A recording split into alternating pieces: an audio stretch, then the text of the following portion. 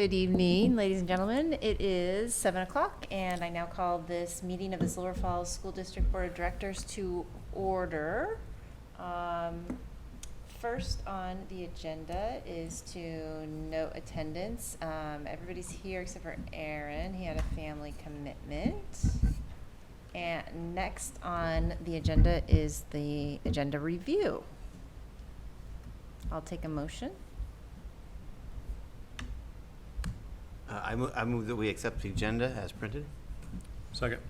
It's been moved and seconded to accept the agenda as printed. Any discussion? All right, let's vote. Tom? Yes. Owen? Yes. Phil? Yes. Derek? Yes. Josh? Yes. Jennifer? Yes. All in favor? All right, the next item on the agenda is the Bond Oversight Committee, and Scott's going to present to us about this important development.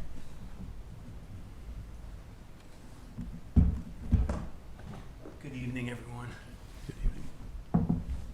I thought we'd start out tonight by having Owen give us a little intro into this idea that was born during a caucus when we were in negotiations, tossing around ideas, and I shared this same idea with board chairs who gave me some direction in coming up with a draft to share with you tonight. And Owen, would you like to say a few words about? Sure, I'd be glad to. Yeah, so during negotiations, we had quite a bit of time to sit and wait and talk and whatnot. And I just shared with Scott some of the community feedback that I'd been receiving and seeing posted around the idea of, making sure that the dollars are spent appropriately, that, that it's not wasted. I never heard anything like that it would be misappropriated or, wrongfully so, but just that there be, eyes, trusted eyes watching over the bond funds. And so I just came to Scott with the concept of, maybe we could, in advance of even passing the bond, maybe we could put together a bond oversight committee with the idea that then the voters would know in advance who it is that's going to be watching the money and doing that important role. And so out of that conversation, I think Scott went and, thought about that and took it to his team. And I guess I'll let Scott talk about what the rest of that process looked like, but that was the genesis of the. Yeah, and the days following that brainstorm, Owen, the lights really went on. And so I took that to our team at the district office, and then in our meeting, our bond planning meeting with Wright Public Affairs, Jeremy thought it was a great idea as well. Redmond had just passed a bond, and they did the exact same thing with their community. And so having said that, I want to walk you through, if I could. I have several slides I'd like to show you. This is really just a summary of what you've read in the draft already. And when I'm done with that, I'm certainly field questions. We also have Steve Nielsen and Derek McElfresh joining us. And hopefully they're online. Are they there? They are. Okay, perfect. There they are. So as you can see here, I want to just direct your attention here to the bottom real quick, because if we're looking at, what is the Bond Oversight Committee, what is it, and what is it for? And so I just want to read this to you: to monitor the implementation of the proposed bond to ensure accountability, fiscal transparency, and community trust. And it's really the last concept here that we really want to focus on. And that's the reason why we're not waiting until after Election Day to set up a bond oversight, but really trying to put our efforts into forming that beforehand, to give a message to our public that we are very serious about the transparency, the accountability, and the trust. But it is a vital component. It's actually part of the law. When you pass a bond, one of the requirements is that you set up a citizen committee. a committee made up of citizens that have no connection to Silver Falls by way of work or otherwise, and that they are tasked to oversee the money, the spending of the money, the implementation of the bond as it relates to the projects that were promised taxpayers. So I want to be really clear right now that, and for those who eventually will watch this recording, that this does not mean design committee. So design committees are other stakeholder groups that will come together, and we will have tons of stakeholder groups coming together to give their input on what they'd like to see a particular school look like. This would be the middle school, of course, because that will be brand new. There will be a lot of different stakeholder groups coming together to give their input. So this is not the charge of the Bond Oversight Committee. That would be something different after the bond passes. So you can see there that the responsibilities of the Bond Oversight Committee would be to meet quarterly. That's the industry standard, meeting quarterly, and then preparing an annual report each year. And that would be done solely by the Bond Oversight Committee. The district would not be doing that for them. This is a wholly separate oversight committee that would handle all of that. And of course, there would be quarterly statements that would be put out, and just going over the process for selecting contractors and consultants. That would be part of their responsibility, the financial statements, the scope and schedule of the work, and then construction tours to see exactly what's happening, at the ground level. So we'd keep Bond Oversight Committee members thoroughly engaged in the process. This is also a multi-year responsibility. And so it's different than the committees we've had in the past. So quarterly meetings, but this would span several years, at least 2 years.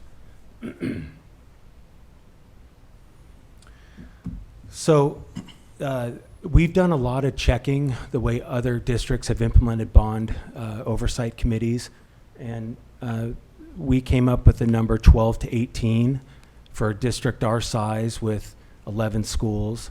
That would be about right.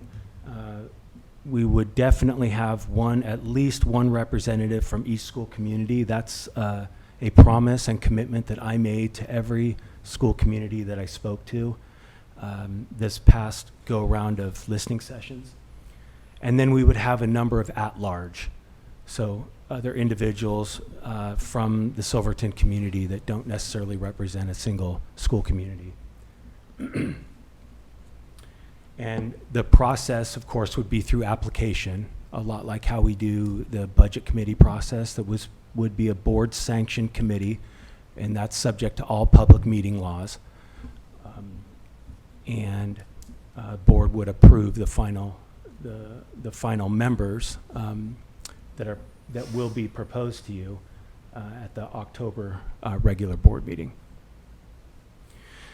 One of the things you'll do tonight, in addition to approving the charge, which we'll get to in a minute, is also to delegate the responsibility to me to set up the process. And then I would come back to you at a later date in probably the September regular board meeting to share with you exactly what the application will look like and what the selection process will entail. And that will include board member input. So, for example, when we have the applications returned to us and we have an applicant pool and going through those, I'd like to schedule meetings with each board member to come in and give me their feedback. I want to be really careful about being public with names of people who decide to stick their foot out to test the waters. We want to be respectful of people's privacy as well. I think that's really important. And certainly each of you will play a big role in giving input as to this member list. So in terms of next steps, tonight, hopefully, we'll have a bond oversight committee charge that authorizes the superintendent to proceed with planning and and the selection process.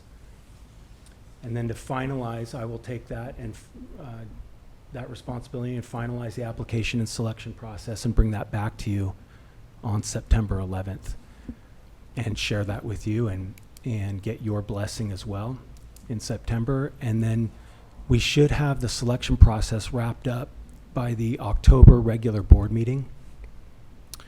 And the board would vote to approve the member list. And as of that time, after the vote, we would go public with the bond, who is on the bond oversight committee and all of that. The time is sensitive right now. There is a sense of urgency around this. And so I appreciate everybody's patience and allowing us to come up with this idea when the district was still asleep over the summer. And so everybody's getting back to work and getting up to speed, and we just finalized the draft to share with you on Friday. So it's been a whirlwind to get it together, but we feel that we have a pretty comprehensive charge. So if you'd like to pull up the charge in front of you, I'm going to go ahead and ask Steve or Derek if they have anything they'd like to add to the comments I just made. I got a chance to look over it earlier today. I think in concept it sounds like a good idea to try and garner as much community input as we can. I guess the only question I had about the duration, and you touched on that, is there any hard number as far as? No, of course, we'd be really respectful of people's life circumstances and what their time commitments are. And whenever you have a multi-year responsibility, life changes. And so we would make accommodations for that. I think maybe a better way of saying it is that members would have the opportunity to stay on the committee for multiple years. But certainly it's a volunteer position, and we'd like to be really respectful of what our volunteers are able to give. So the 1 to 2 years is like, we hope that you can last this long. Yes, I would hope at least a year because it's quarterly, just for continuity's sake. And yeah.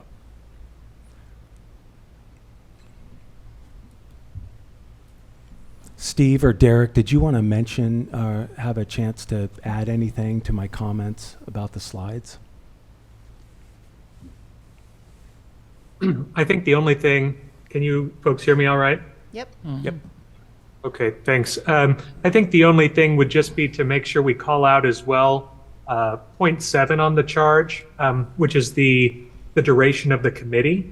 And so while we do want that, hopefully 1 to 2 years for those original members, as point 8 calls out, and hoping that they can last maybe the whole time, that should be really clear to the community that this is an oversight committee that would last that they would not be sunset any earlier than the expensing of 95% of all bond proceeds. Sorry, I'm reading this off the screen to make sure I get that right. So that regardless of how long an individual member lasts, the oversight would last until that point. So the duration of the spending of those bond dollars.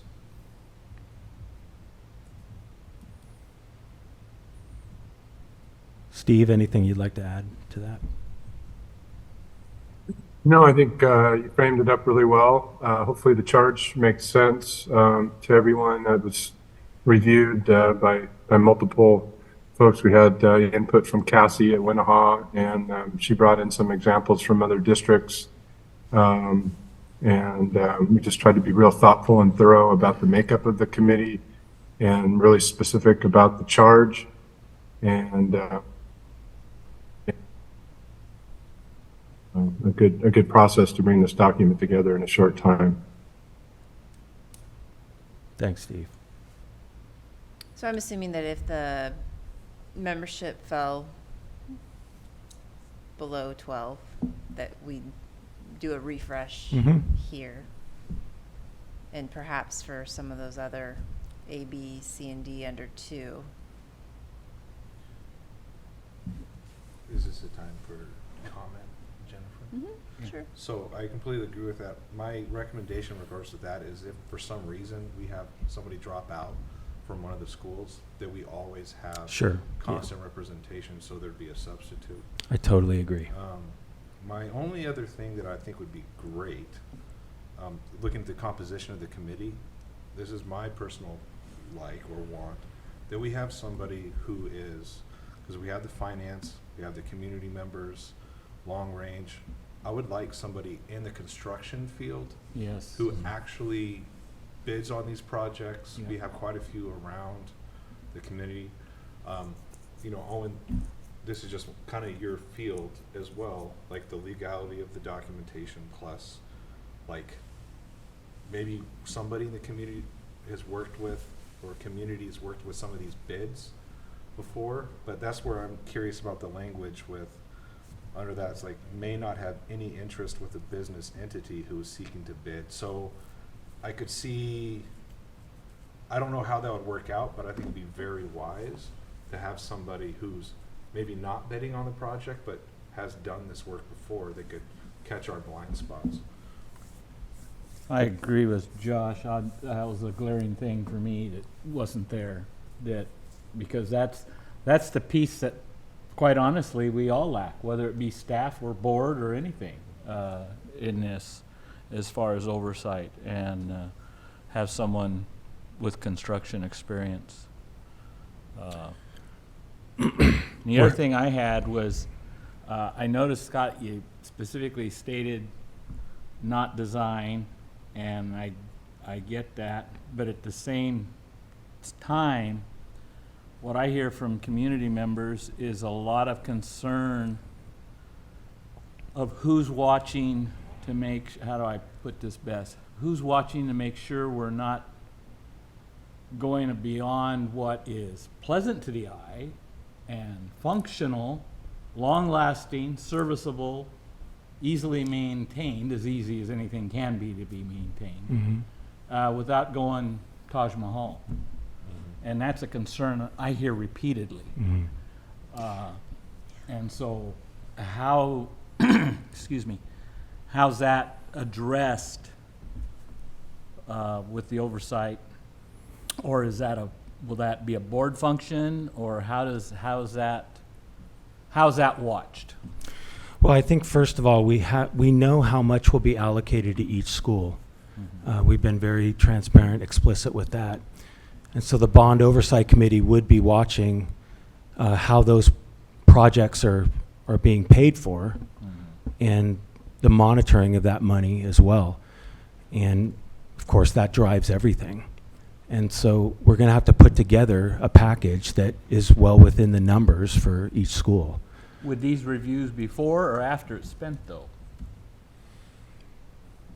When it's quarterly, especially during the construction phase, quarterly, you know, lot of decisions are going to get made in that 3 months, 4 months. So what would be, how would it be watched at that point, or is the review after the fact? Well, one thing, I could speak. I'm probably not being real clear there.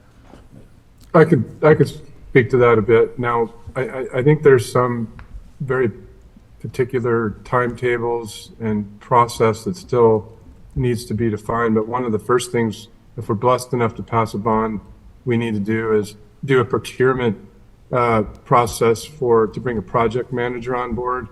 And I believe that that's the first critical step, as well as an architect. And we probably have a few of the approved BOC members be part of that with the district, get the project manager on board, and then help to outline the process. It may be where the Bond Oversight Committee needs to meet a little more frequently up front. In terms of design, I think the way I would see that is that there's oversight to everything, the finances, the program, process in terms of selection of contractors, that type of thing. But there is I think a 20 to 30,000 foot view of oversight of design in terms of, is it affordable? Are we not getting proprietary controls? those types of things. But it's not the 300-foot level where the oversight committee is worried about picking paint colors or doing those types of things. There'll have to be a whole nother group, with Brett Davison, staff members at the middle school and so forth, in terms of looking at, educational space designs with project manager and the architect, and get into that level of detail with another group of people. So I think there is an oversight in terms of design, in terms of how it fits into budget, and that it isn't getting too fancy for sure. But in terms of, I think there were some cases last time where there was a little bit too much, 200-foot level design. Even the paint colors, within Silverton High School were kind of, it sounds like, I wasn't here at the time, but from what I've heard, were discussed in BOC. I don't think that's probably what we're looking for here. Yeah. If I could respond to that real briefly as well, just to point out, if you look at the charge document, item 3B does include a review, or does include the attending of design presentations with the specific role of ensuring that bond dollars are only being spent on projects that are approved by voters. And so that item right there, the idea that we want to make sure the public is aware there is a list of bond projects that we're asking them to approve alongside the dollar amount. And you can read through that list. We've provided those. We're working through a process right now to update our bond flyers, but those will be available hopefully by the end of the week on the bond website. And anyone who wants to see specifically what we're talking about can go look.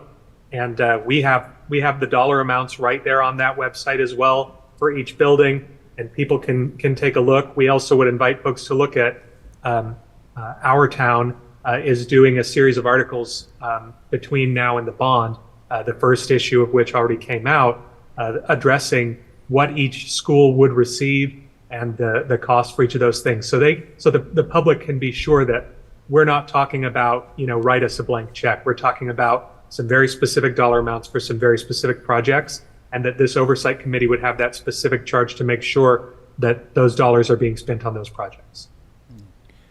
Well, I probably didn't make myself super clear. I don't honestly think the things I hear back aren't concerns necessarily about misappropriate as far as not doing a project that was labeled and doing something that wasn't labeled.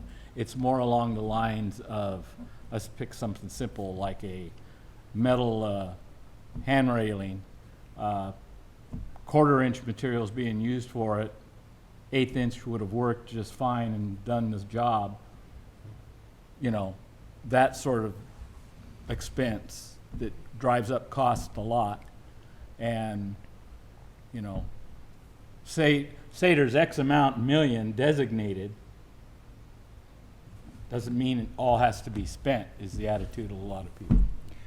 So an idea that I've had, and I'll just throw it out, I don't know if it's a good one, so that caveat, but is it perhaps the board, to address those kind of concerns, would want to adopt some form of guiding principles that kind of buttresses all of that? All the different adjectives that we've heard for functionality, durability, the value propositions, and all of that. I think that might go some distance in terms of public trust. I totally agree, and I was thinking the same thing when Phil brought up the words that he, at the beginning, what he used to introduce. I don't think anybody is arguing that. I don't think you will get any argument from that. And to put it in writing makes it clearer, more direct. Also, I also share the concern about architects. I'm sorry, architects, but we don't need new things. We need to listen to our stakeholders and have practical solutions. And so, I think that might fit into that kind of document, but I would totally support that. Was anybody in this room, staff, board, or anything, been involved with any project similar or anything like this with architects? It's my understanding they're going to get paid according to percentage of, the fancier they design it, the more they get paid. Well, we have to work within a budget, so I'm not sure about how Well, I know, that but what I'm works. saying is, they don't have a regulator on them. Well, they're And that- The definitely artists. bond advisory committee discussed this issue, quite a bit, as it being a very important, element, that it needs to be, simple, not a Taj Mahal. And I really like the idea of the guiding principles to, kind of capture that in writing, both what the BAC said and Right. what the board is saying, yeah.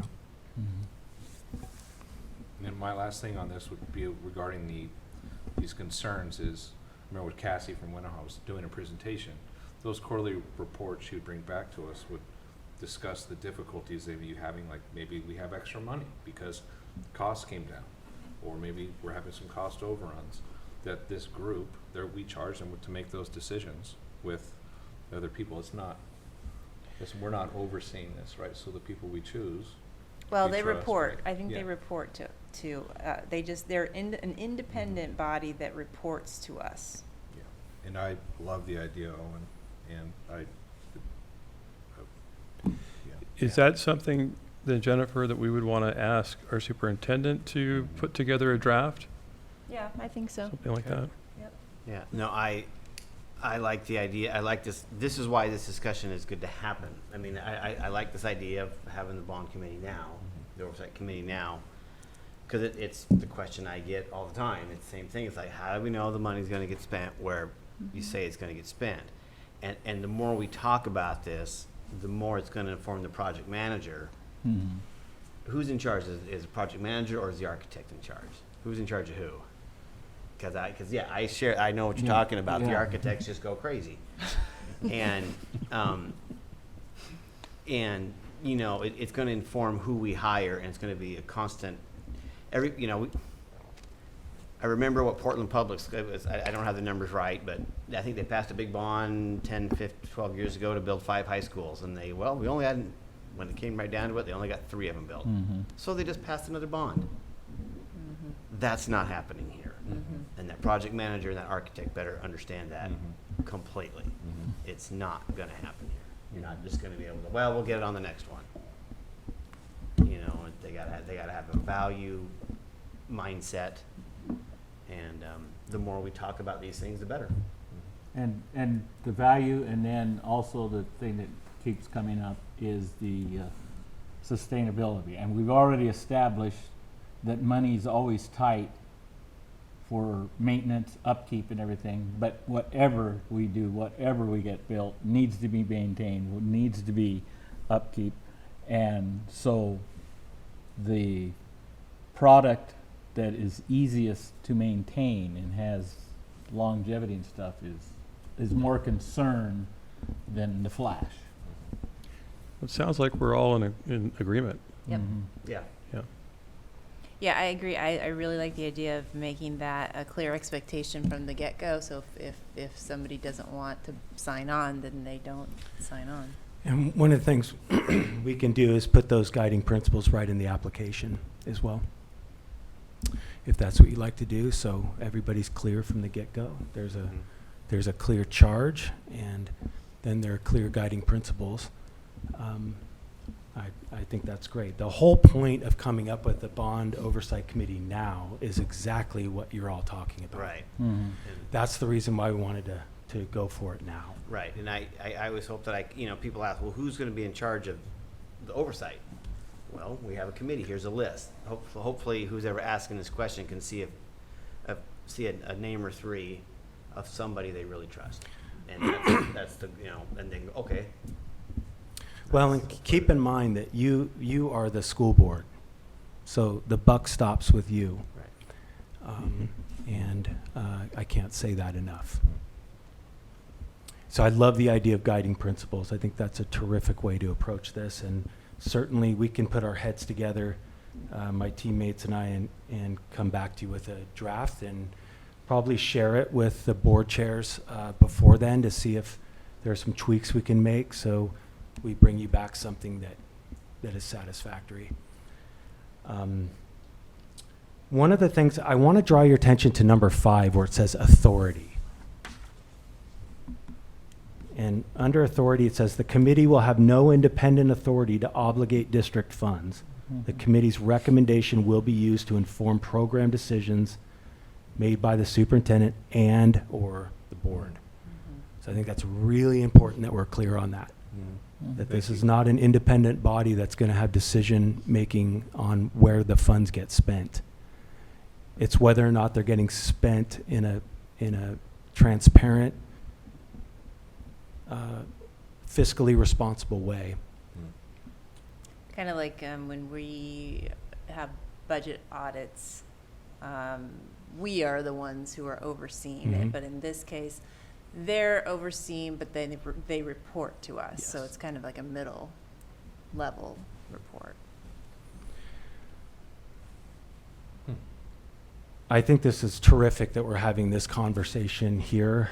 Folks that will be watching this board work session, I think this will resonate well. I think these are all parts of the narrative in Silver Falls that we don't want to repeat. And so I think it's great that we're having the discussion now. And Scott, we can, as board members, I'm assuming can let people that might be good candidates know Sure. about this Mhm. opportunity. So it's application, but we can nudge people. Absolutely. Yeah, I don't think it would be wise just to passively post it somewhere and hope people apply. I don't think people will, unless we encourage folks that they might be a good candidate and they can fill out an application and enter the selection process. How does this work for individual communities? Are we asking the principals to have input Mhm. for Yeah. candidates as well? Yeah, so absolutely. And I'll be asking some of you, especially if you're multi-generational in Silverton, that you have a deep network of folks that you might be able to send in our direction that we can encourage to apply as well. And again, you will have intimate input on who the final list are. We will show you the pool of candidates once we have all the applications together. So I think that's important too, that each of you have a chance to give input once the candidate pool is assembled. Scott, what's the process for getting the word out there?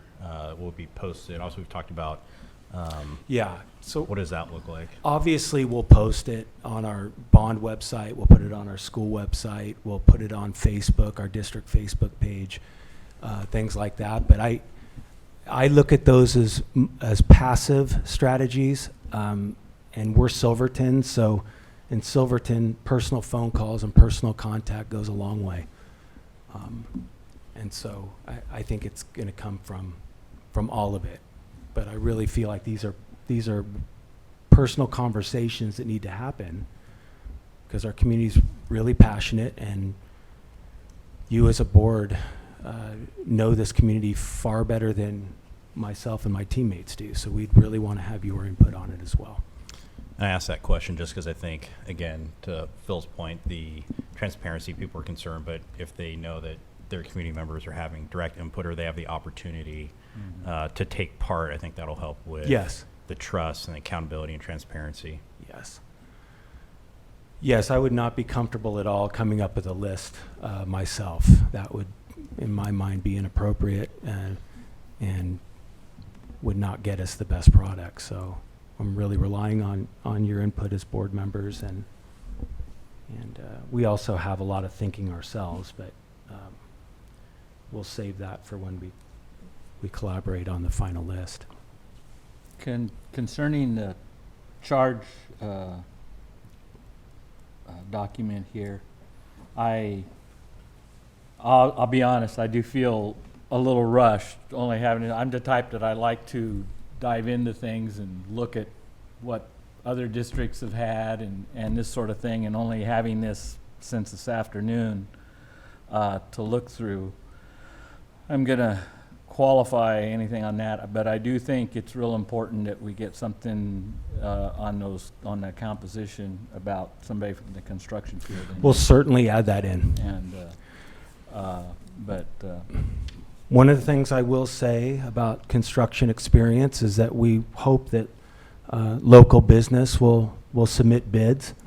And so if we're looking for somebody who has this type of experience, we also have to know that they may not be able to serve on a bond oversight because they're going to submit an RFP. So we need to be careful of that as well.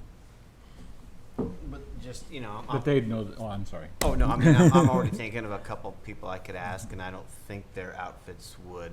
It's just, I just wanted to mention that for the record. But if they did say they wanted to be on the committee, and in their business, they said, hey, I think we can fit the need here, they can just withdraw. Yeah. Yeah, I would want to check on what the legalities Yeah, are, yeah, I mean, conflict I of just interest, mean, but yeah, Yeah. absolutely. Before they get too close in, but I just think, because, you want to, you'd hate to have somebody who's qualified not choose to serve because, hey, we may decide, I doubt we would, but I don't want to hamstrung my livelihood or my employees' livelihood. Sure. So. Well, If I we could speak to that real quick. Go ahead. Sorry for interrupting. This is a weird format. One of the reasons that we did not include that to begin with was because this point 2 is establishing a requirement, and we didn't want to maybe put ourselves into a situation where we've established that this is a requirement to have, but maybe that might not be possible because there are folks who want to be able to leave that option open to potentially bid on a project down the line. There are going to be a number of projects that are available and so forth. So just something to consider whether or not that's something that you want to manage as a board in terms of, we've received all these applications, here's a person who's qualified and fits that, and we've encouraged to apply, and we want to include them, but maybe we don't want to write that in as a requirement. Just something to consider, and obviously if the board decides that's something that they do want, we can write that in, like Scott said. So like an encouragement, but not required, because if we don't get anybody, we don't, our charge isn't being fulfilled. Well, That's exactly right. But Yeah. isn't that the Don't same write on in here any as a other- requirement. Well, I guess what I could tell because you. we've got down there at least 2 finance, for example. I can tell you, Phil, that obviously it's important to the board. And so I would find it pretty hard to believe that my team couldn't come up with Yeah. some names that you could have input on. Yeah. From my knowledge, Scott, like, who do we ask legally generally when we have these questions? Like, who do we go to as a district about the pros and cons, so we don't get into trouble? Well, I mean, the best thing to do would be to come to me. Yeah. And of course, our team would point you in the right direction or bring you back information. Thanks. I appreciate the suggestion that percolated during the caucus. It's one of the things that our polling told us is that oversight and accountability were really important, and so I think that this plus the idea of what are the guiding principles for the design. I think both of those things have an opportunity to really point to something tangible instead of just, well, there has to be a bond oversight committee. Well, yes, there does, but what does that look like? And if the closer we can get to being able to put our finger on it, I think the more people might trust.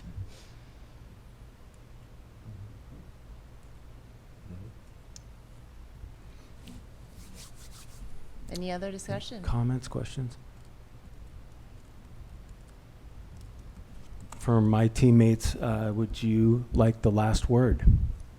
Any thoughts on your mind?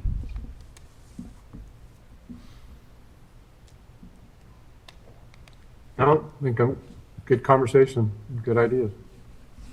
Yeah, I've appreciated everyone's work on this. Yeah, thank you guys. Okay, thank you. Thanks, Scott. All right, moving on to discussion item 3B, the 2023-2024 Superintendent Evaluation Timeline. This is basically, Aaron developed it based on last year's sequencing. And we wanted to make sure that especially the new board members had a chance to look at what has been done in the past. And then returning board members can chime in on, let's keep this or let's not keep this, that kind of thing. So I'm just opening it up for general discussion. Anybody can ask a question or make a comment. I guess as a new board member, I'd like to hear from some of our past board members. Don't want to use the word old. And is concerning what you really liked about this, really the pluses of it and everything. Well, I can say for myself, this was the most structured superintendent board evaluation that I've been a part of. And I really found that structure helpful to me in terms of just my thinking and about my preparation. I think it led to a much better evaluation. And as far as the timeline is concerned, I thought it was an appropriate timeline. I mean, we seemed like we got the work done in the time that it was supposed to be done.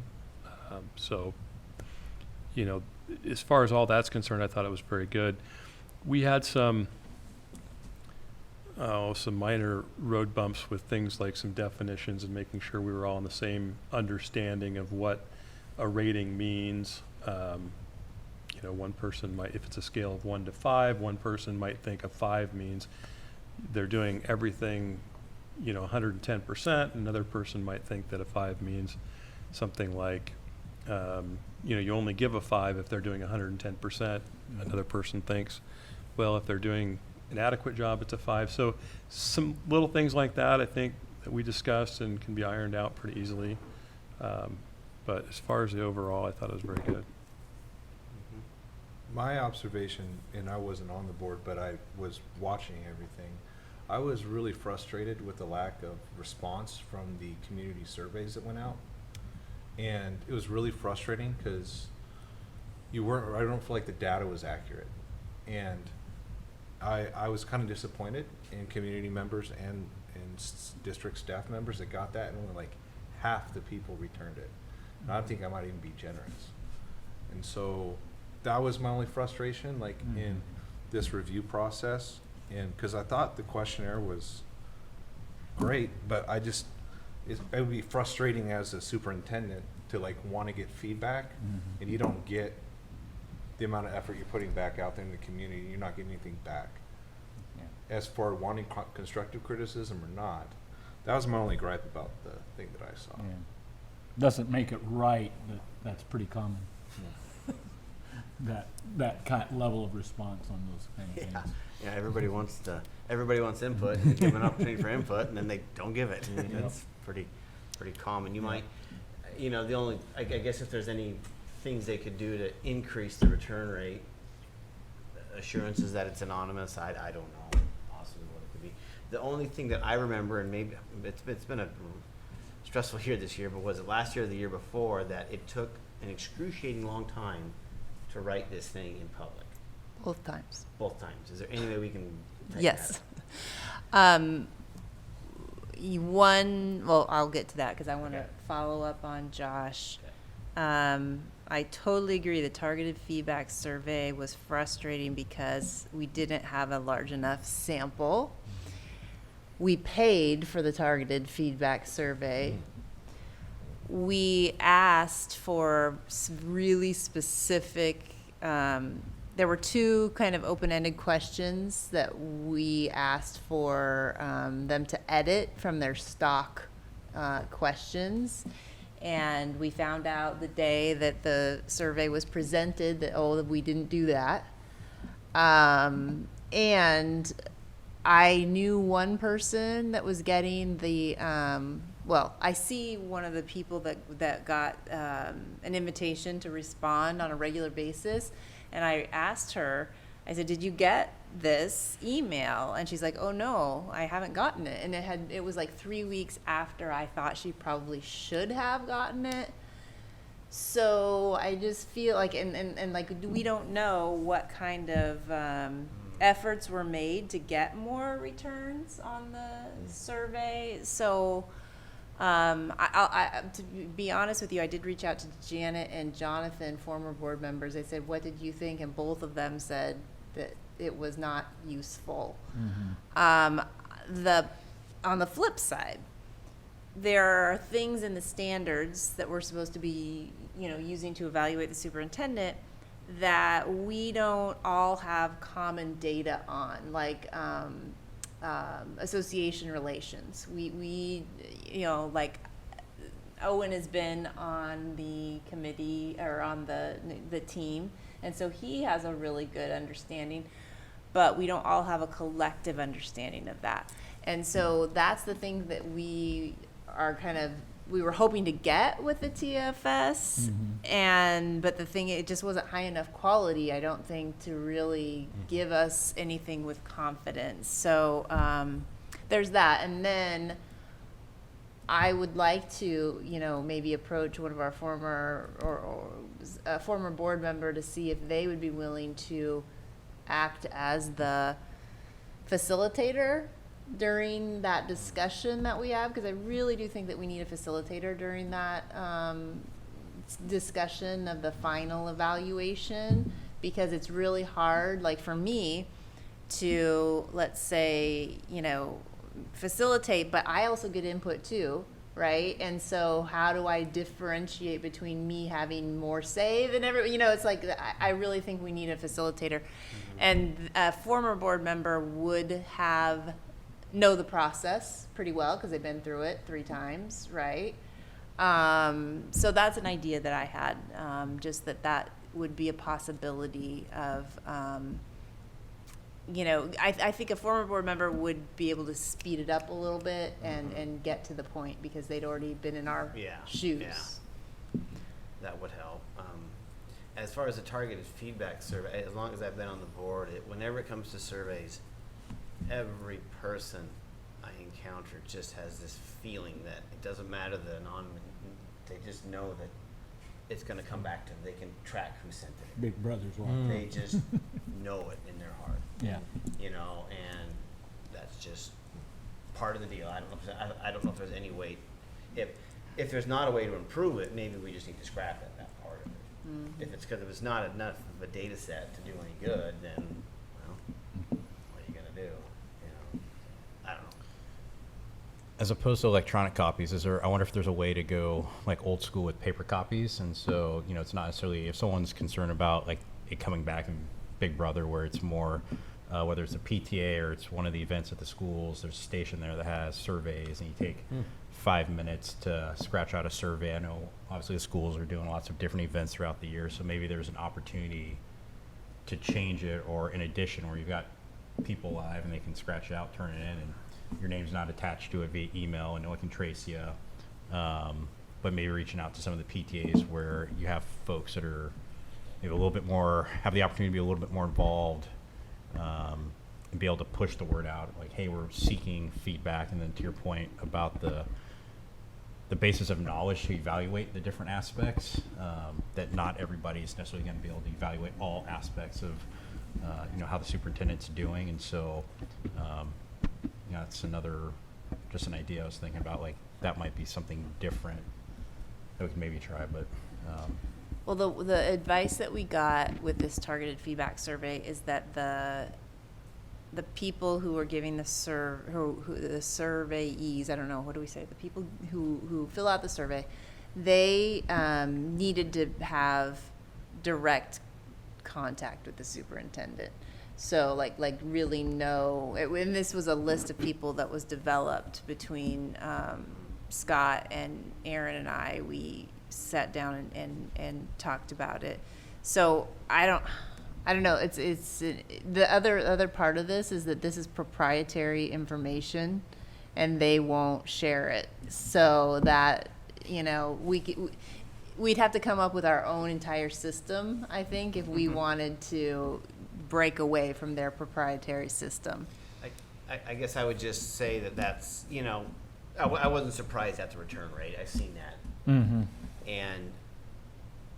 But it's also a data, it's just, okay, that's a set of data, it has its limitations, and it matches conversations I have and interactions I have with Scott, and it's just, you kind of just, you can learn to put it together and see if what you see and what you are getting as input are kind of line up, if there's commonalities or if there's discrepancies. So I don't have a problem with it. We just have to understand that it has its limitations and not be offended if for some reason people just don't feel like they want to respond. They have their reasons, and it doesn't need to be a negative reason either. It's just it's not a knock against Scott or the person who didn't respond, even though we don't know who they are. It's normal. Well, and then the other thing too is that we are the employer of one employee who requests to have his evaluation done in public. And so if we're not getting good data, that's not robust in terms of return rate, is that, that's going to live on forever in the videos of our meetings. And so that's another aspect that I wanted to bring up. What's the role of the, I noticed a couple, 3 times here, OSBA consultant, what's their role? They walk us through. They were the coordinator, the facilitator. So the 1-8, the targeted feedback survey planning session, that is about the target. It's like we don't survey everybody on every single standard. We only survey some people on some of the standards because that's what's practical. And so we have to collectively decide what those are. And so the OSBA person sat with us and facilitated a discussion and then took action on it. And of course, we're paying for her every time. Mm-hmm. Jennifer, I might just add that, part of this evaluation is a professional development opportunity for me. And that's to try to elicit the most quality feedback we can, either from you as board members. I've never been through an evaluation system as comprehensive as this. I think it brings a lot of honor to the work that superintendents do. And I can't thank you enough for that, but I found that process to be not useful at all. And so I only ask that if you decide to go in that direction, that we put a lot of thought into how do we make sure that we get a return that is usable and actionable. Which process specifically? This survey process. Mm-hmm. And I guess what I would say is that we would need somebody to take that on. Well, not necessarily. We could go with OSBA again, but I think we would need more robust understanding of what we expect in that process in terms of communicating with our people, trying to get a better return rate, and I think that's possible. But I would still want to explore other possibilities for that facilitation piece at the end with the final product, because for 2 years it's been painful. That's something we can see a way to. It's going to be easier to fix than the survey. Yeah, I think so. So Jennifer, 9/25 is when we will get deeper into this as far as things we want to maybe change, tweak. Like right now, we're just kind of surveying the timeline of things. That's the next, 9/25 is the next work session. So we would probably want to have another discussion at the next regular meeting, not take action necessarily, but we would need to take action by like 9:25 in order to make the rest of the timeline work out on the tools, right, which is basically the standards and the process, because that's, you know, we need to commit to what we're going to do. And so Aaron has been spearheading this last year, and he's willing to do it again this year. He's not here for the discussion tonight, but he can review the video regarding our input. And then maybe he and I and Scott and Dan can talk about taking our comments and trying to suggest the best path forward. Anybody else have input? So, okay, so we would be going over this again, but it looks like we'd be adopting the process. Yes, on 9:25. Okay. And I assume those years would be changed to 23, 24? Oh, yeah, they should be. Yep. Aaron's gonna watch this, and he's gonna Yeah. hear that. Already mentioned again. Yeah, well, I think we've identified the two things we'd like to see improvements on. Yeah. Which was the purpose of this. Mhm. Yeah, it sounds like we don't have a real strong feeling about the TFS, not an overwhelming feeling about it anyway, because I do like the idea of getting another set of data that's outside of us, right? We do, but if it's not very comprehensive, it's not of much value. Yeah. And I'm always nervous about spending money on this kind of stuff anyways. Especially if it's We may not have of to, a lot of but- value. I don't. Okay. And that's something that you all could go back to last year's January meeting to see what that targeted feedback survey planning session looked like on video, to see if you think it was, you know, it gives you a little more understanding of how the whole thing worked. Because it is kind of complex. It is a complex process. It is. But we want to be pretty clear about, you know, like this is our expectation and this is what we're doing. So that's why so many steps. And then the public can give us feedback too if they're watching. All right, are we ready to move on? Yeah, sorry, I just want to go back to Scott. You mentioned that you didn't find the feedback useful, and was that just because of the lack of input? So if we're able to figure out and get more feedback, you would have found that potentially more useful. Is that? I would. I would. I thought the process for choosing the folks was good, because in order for me to get feedback, it has to be from people who have experience working with me in the community. So I really like that piece. I just, with the sample size, it was so small. It just was not much to go on. I'll say that. So we just need to figure out how to fix that. Yeah, We're gonna use the same one thing I'll process. say about the evaluation process is it's just one heck of a great professional development experience for me. And it's also a chance for you as board members to really, really reflect on the quality of interactions that I've had with you as well. So it's just, that part has been enormously helpful. Well, maybe another, on the survey thing, there's a cost benefit. You know, it sounds like we all kind of agree that there's benefit to it, but it's very limited. What's the cost? If that was deleted, what would that save us, dollar-wise? We can just, you know, or what can they offer to make it more robust? Is that something that's easy to ask? It's a matter of, I think, trust. If that, you know. It's really a matter of, I'll just put in my 2 cents if I could. It's really a matter of the individual that is assigned to help us work through the process. And I'll just leave it at that. And I have asked for others, and there haven't there you been go. any.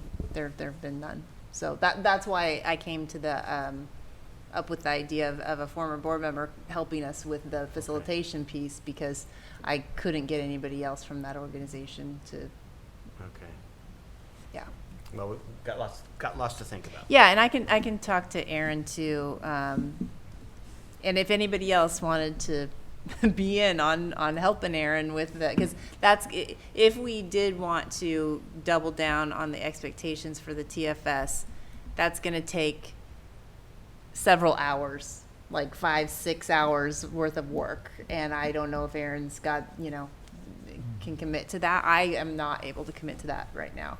So anyway, that's just a reality of the workload that goes into the oversight of that whole thing. Quick question, so I'm looking at this. It says individual evaluations. Is there individual sit-downs with the superintendent, or is it, because I remember watching your guys' the results that you guys gave, Scott, and you talked in open session, but I guess I'm confused about. So we did it, the homework is that each board member takes the evaluation tool and completes it independently. And then we combine those. Debbie was good enough to combine all that data for us. And I don't remember the exact details.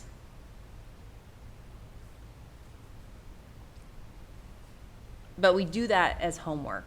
And then when we're in the public session where we are coming up with the final evaluation, we're working from the combined document. So the individual evaluation isn't really worth anything. It's just a step that we have to take to get to the combined document. But then that still isn't everything, right? We have to all agree to what the evaluation says. So that's what makes it like tedious. And one of the helpful things for me is to read each of your individual evaluations. That to me is very meaningful. It's extremely, extremely helpful for me. And then to see what the board itself comes up with, because it's a really rich, there are 7 rich sets of documents that are very helpful. And I just want to add that Scott may be satisfied with the 7 individual documents, but our responsibility to the voters is to come up with one evaluation. Yeah. So that's why we have to do that part. Because he could glean everything that, from those 7 individuals, Yeah. but we have a responsibility to speak as one voice.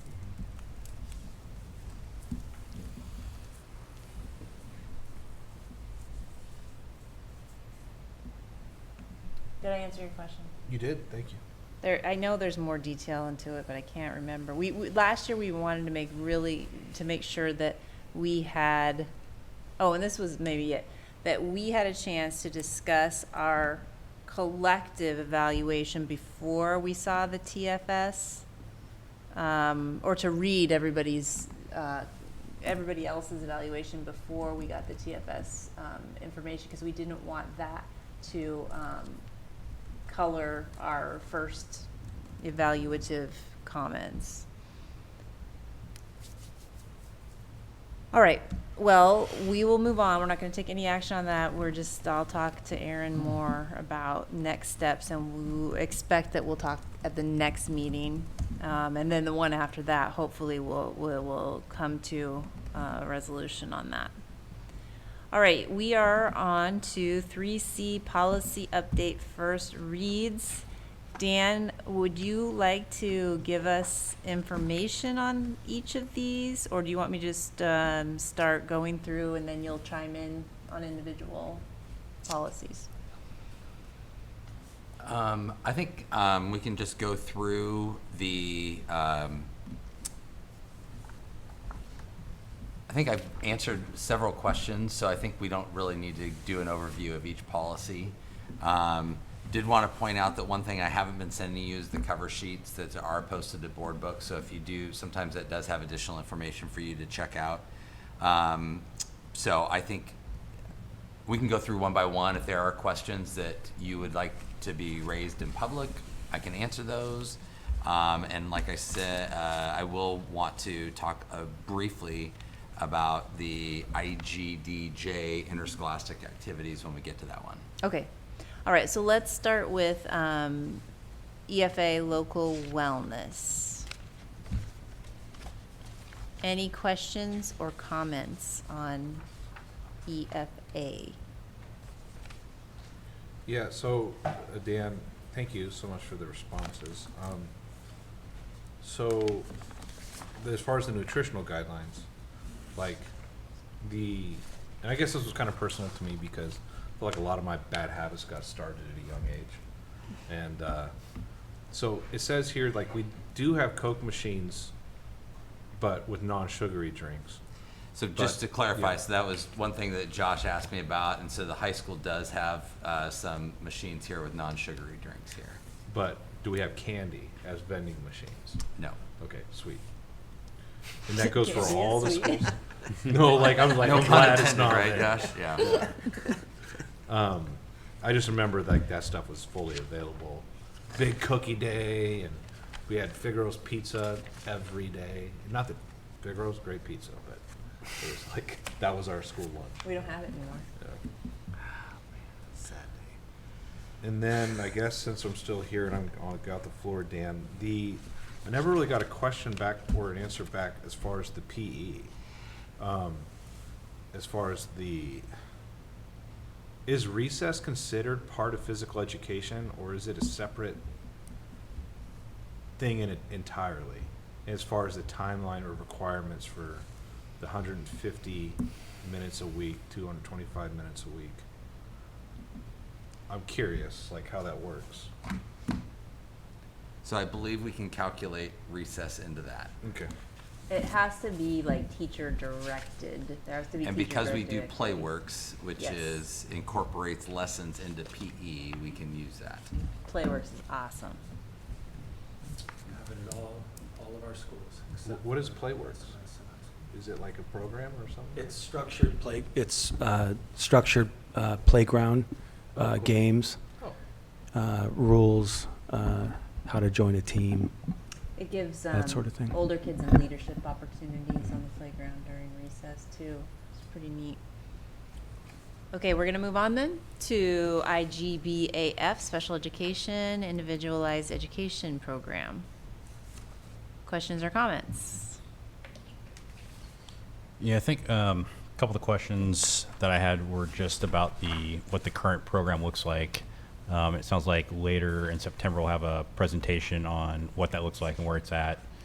I noticed there were some recommended changes where we talked about, I think it might be the next one where it talks about like identification and some change in the language, but it sounds like we'll get a full presentation on that, which I think will be good, especially for new board members, about making informed decisions and having a good idea of what we're currently offering, what the identification process looks like. So I appreciate Dan kind of getting back to me with where we're headed as far as additional info.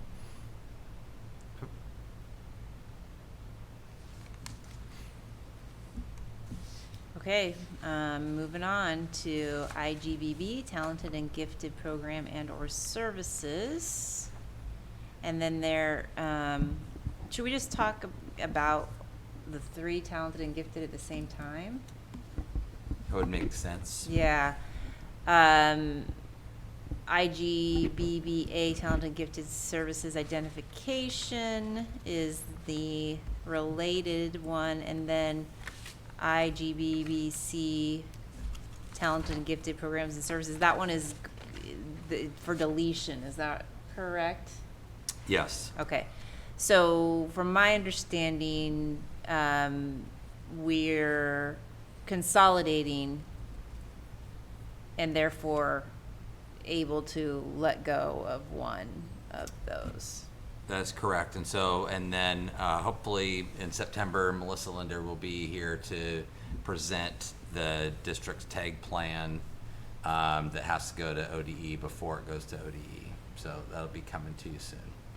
And there seems to have been a pretty big shift in talented and gifted services. That was my job for like 10, 11, 12, 15 years, is identifying talented and gifted students.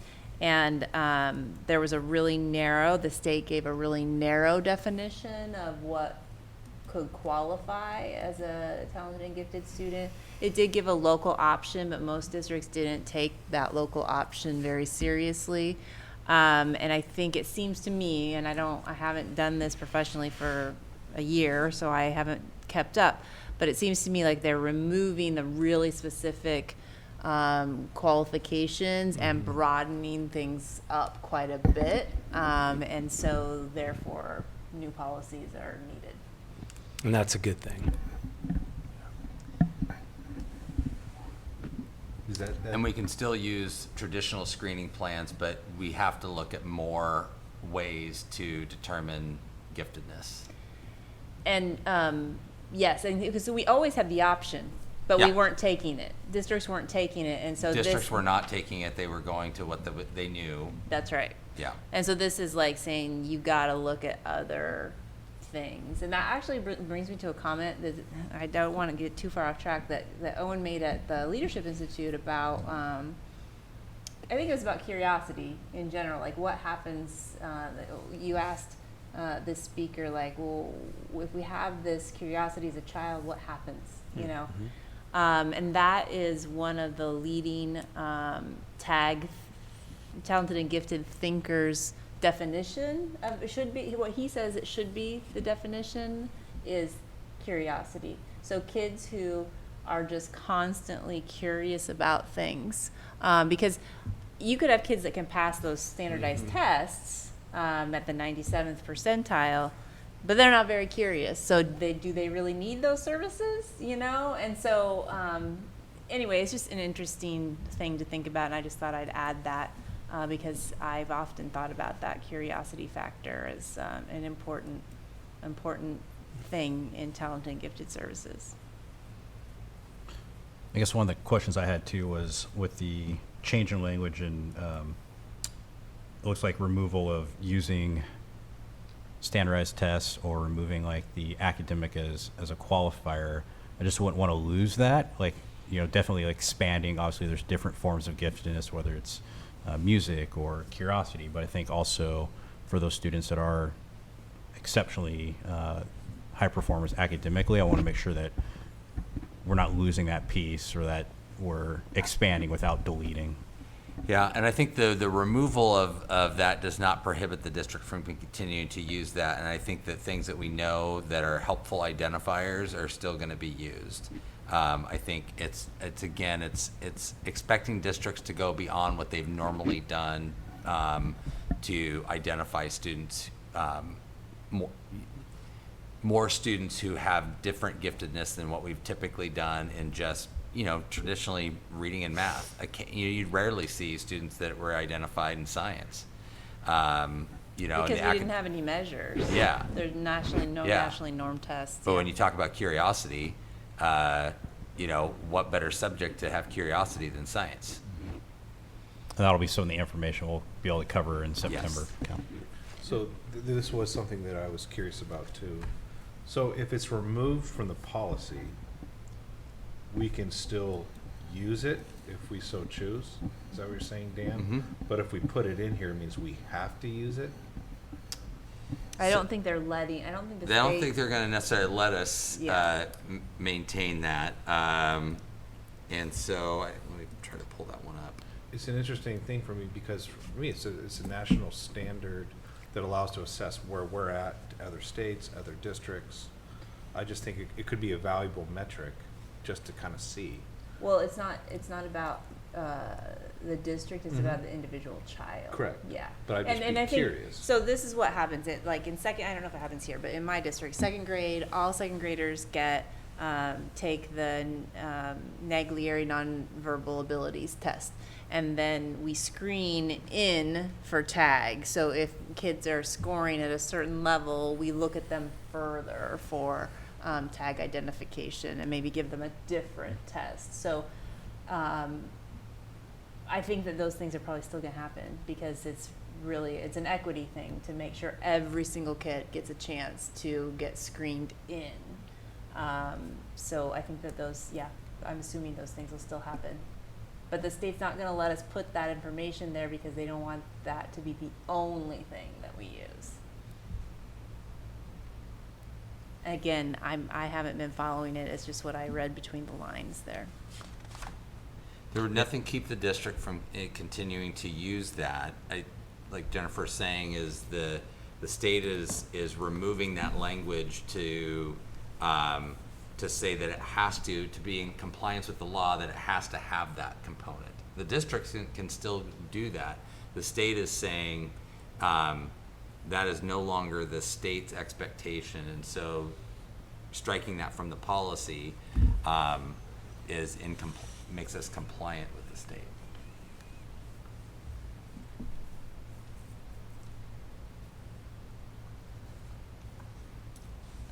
The one thing that I was concerned about when I read this at first, but then I realized I was reading it wrong.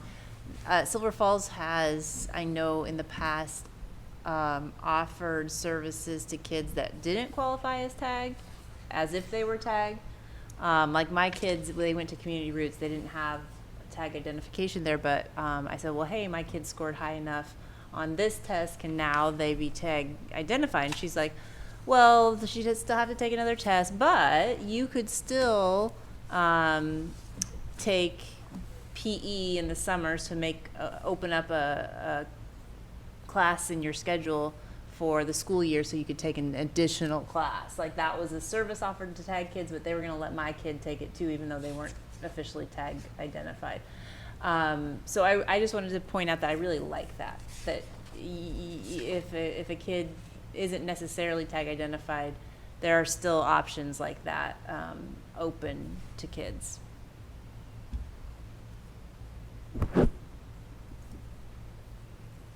Any other comments on that? I guess the only closing comment I have is just looking forward to like what the metrics will be and the identifiers. So I think that's where I'm at right now. So I'll kind of wait for the presentation. And I guess this isn't super clear to me. Is this something we're offering at every school? Yes. Okay.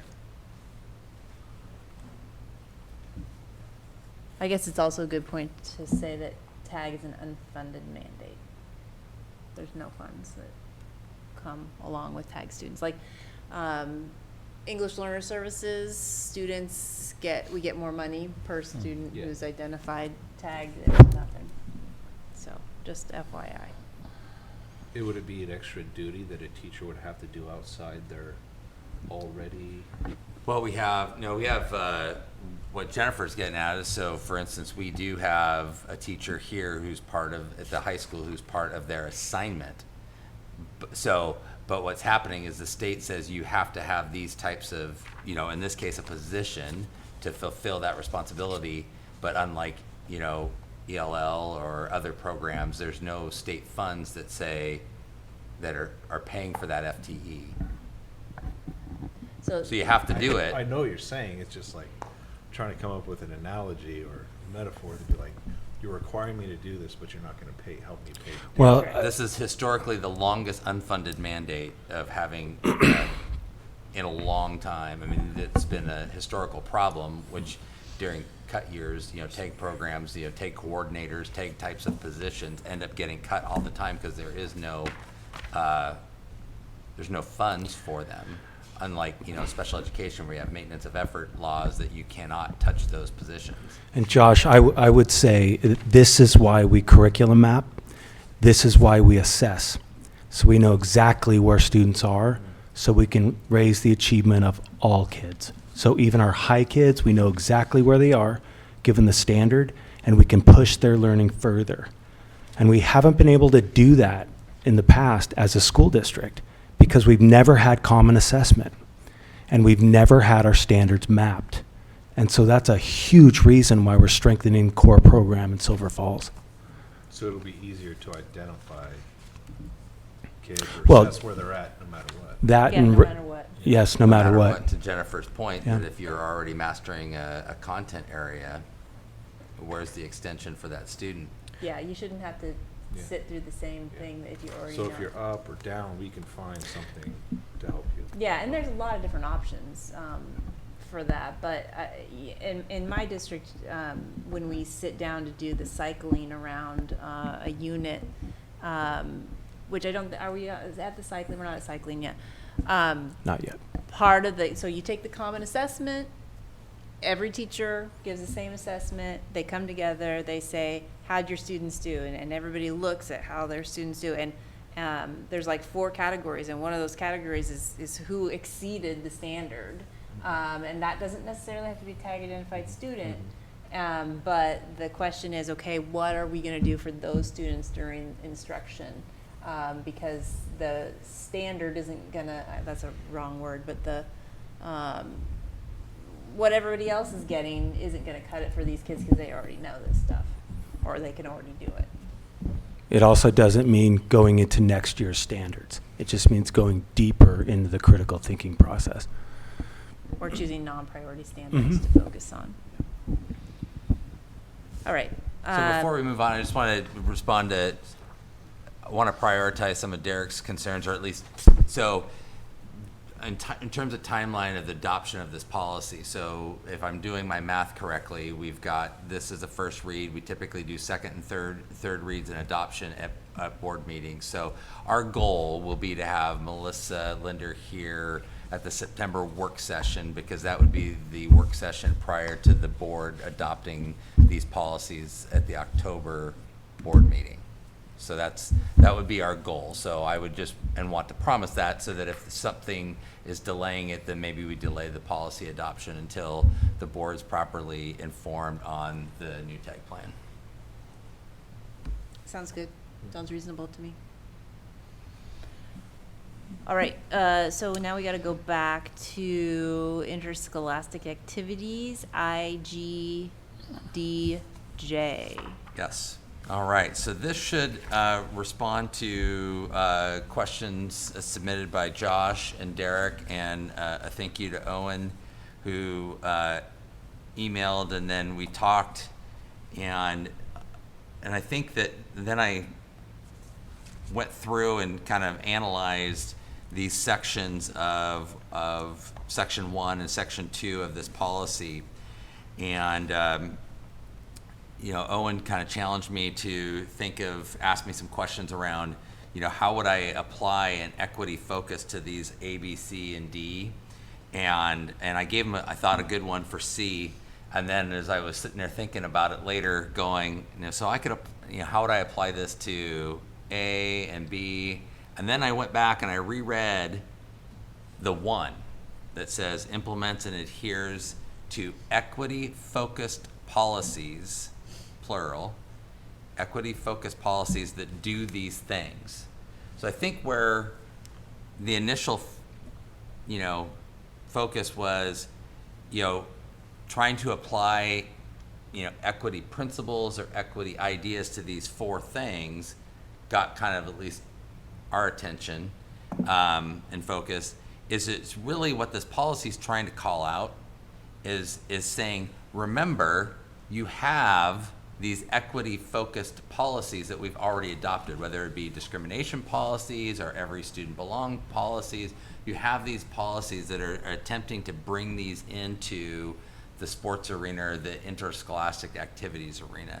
So, because the previous policy doesn't, I mean, there's a couple aspirational sentences in there about good sportsmanship and doing those sorts of things, but this is trying to bring in to say, hey, when you have these equity-focused policies, these need to apply to this setting as well.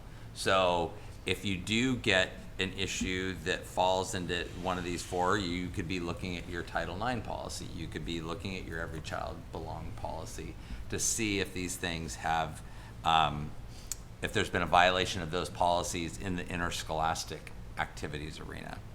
And then I think there was also some concerns about, again, you know, more complaint processes.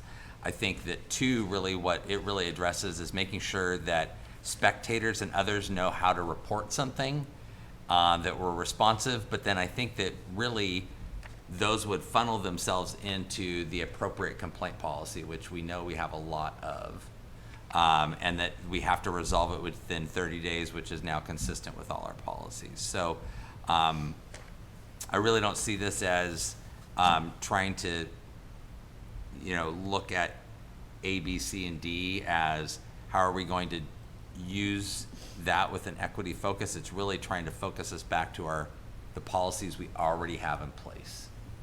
I don't know if, Owen, you want to add anything to Well, I'll that? just say that I appreciate you doing the work on that, because I mean, I guess initially for me, it was a reading comprehension problem. But yeah, I think you really nailed what the intent is here, and actually it read that way, it makes a lot of sense. So thank you for doing that. I appreciate you asking me the question, because I was reading it the same way you were. Yeah. Yeah. Yeah, I think I was too. Like when I read it originally, I had a lot of concerns, just because I didn't think, you look at one and when you read it, as you talk about it now, it refers back to the other policies. It's like, it seemed very redundant, and policies and complaint process we already had in place. And then the one question I still had, that I think there will be some follow-up on, is just what the potential sanctions would look like, and what that process, like that, your sanctions, and you kind of have these responses, and that wasn't exactly clear to me about what that would look like. My assumption is that would go through whatever the appropriate complaint process would, and whatever revenues needed to be implemented would be implemented, but Yeah, I will get with Andy Jones and see what documents we have. I know that he put together a new staff or a new student code of conduct for athletes this year with some new language. So I think it's really just identifying, if people conduct themselves in a certain manner, what are the possible ramifications of that conduct. So I think that I'll get with Andy and see what documents he has to say these would be the sanctions if people were found in violation of one of those, in violation of, if their conduct warranted that, I guess I should say.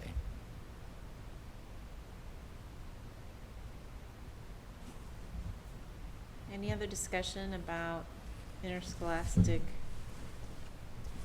sports activities, not sports, interscholastic activities?